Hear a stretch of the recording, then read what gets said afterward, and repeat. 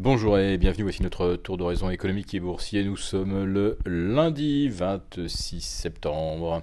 Pour comprendre comment tourne la planète finance, c'est sur la bourse au quotidien et nulle part ailleurs. Nos regards se tournent vers l'Allemagne et l'épisode du jour s'intitulera Merkel pourrait bien faire de Lehman une simple anecdote. Alors avant d'éclairer ce titre, commençons d'abord par jeter un petit coup d'œil sur les places européennes qui perdent en moyenne moins 1,8%.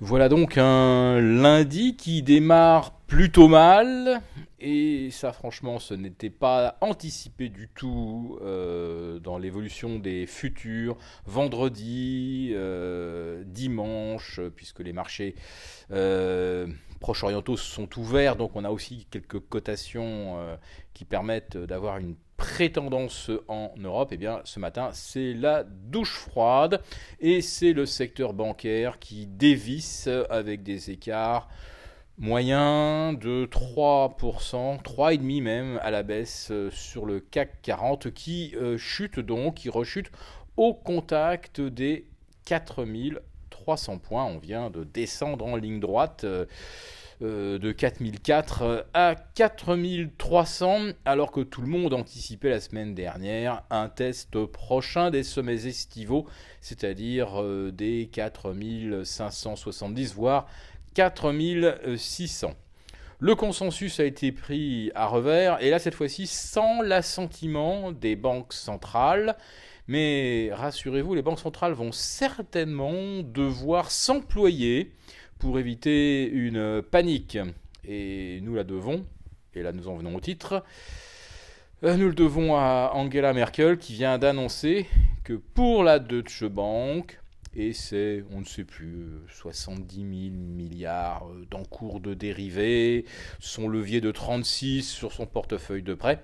Bref, pas d'argent public pour Deutsche Bank. Autrement dit, Merkel et Schäuble adoptent exactement la même position que pour BPMS en Italie. La banque Montepaschi va devoir se débrouiller pour trouver de l'argent parce qu'il n'y aura pas de bail-out par le trésor italien. Et donc pas de bail-out non plus pour la Deutsche Bank. Sauf que, comme nous le disions vendredi, BPMS, c'est le petit pois, et la Deutsche Bank, c'est le ballon de basket. Et on se demande même parfois si ça serait pas plutôt une montgolfière. Alors comment la Deutsche Bank va-t-elle réussir à survivre sans argent public ? Il va donc falloir que ses actionnaires lui fassent crédit, il va falloir que Deutsche Bank augmente son capital. Mais avec un titre tombé sous les 11 euros et qui ne vaut plus que le quart de sa valeur d'il y a un an, ça va être quand même difficile de faire une augmentation de capital qui couvre les besoins de la banque en fonds propres. Alors, que va-t-il se passer ? Est-ce qu'on va rincer les créanciers ? Qui sont la plupart du temps des institutionnels.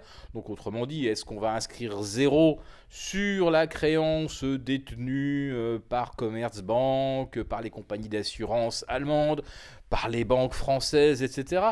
Ça paraît assez peu probable.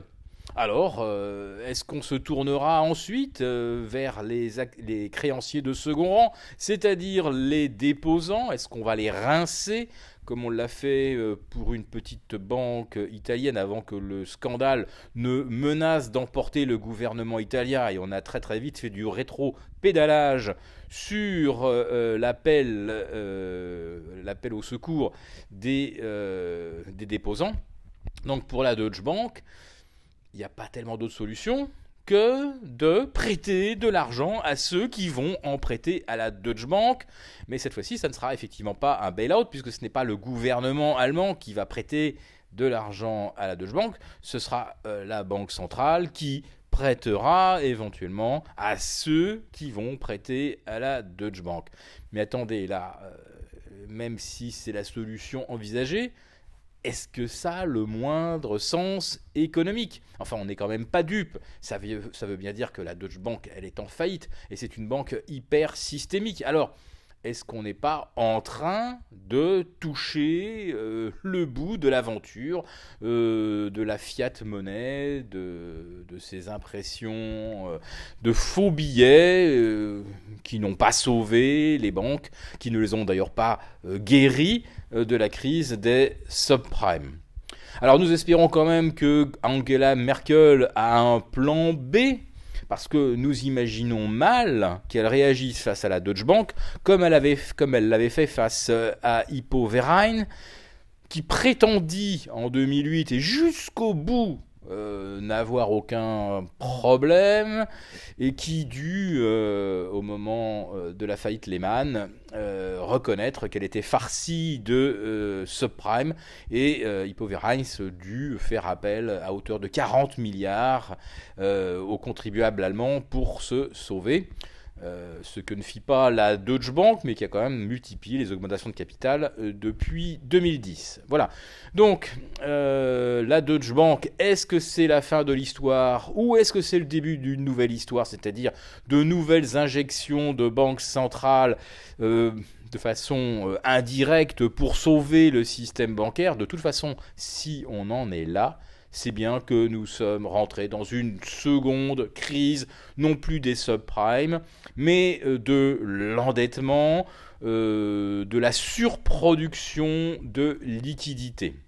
Alors j'attire quand même votre attention sur le fait que le 30 septembre, c'est-à-dire en fait d'ici vendredi, les règles du jeu vont changer pour les monnaies mondiales. Jusqu'à présent, c'était le dollar, la monnaie de réserve, incontestée. Et à partir du 30 septembre, suite à une refonte des DTS, droits à tirage spéciaux, qui inclut désormais le yuan, intégré donc au 30 septembre, ça signifie maintenant que la vraie monnaie de réserve mondiale devient le DTS, et en second rang, on va dire le dollar. Alors vous savez que c'est une thèse que je soutiens depuis très longtemps, je l'ai déjà défendue, explicitée dans de nombreuses chroniques Agora que vous avez peut-être lues ces années précédentes. Oui, on se dirige bien vers une monnaie composite, vers ce fameux DTS. Alors, est-ce que ça va être l'occasion saisie par exemple par la Banque des règlements internationaux pour dire, bien voilà, c'est le moment de faire un reset? Et c'est d'autant plus le moment que la Deutsche Bank est au bord de l'effondrement. Donc il faut remettre tout à plat et repartir sur de bonnes bases. Ça pourrait donc arriver beaucoup plus tôt que certains le pensent. J'entends souvent des traders me dire « Ne vous inquiétez pas, de toute façon les banques centrales ont encore des lapins dans leur chapeau. On va prolonger le système au moins jusqu'en 2018. » Puisque on sait que la BCE prolongera probablement jusqu'à fin 2017 son QI, donc il ne peut rien se passer avant. Eh ben, on va voir.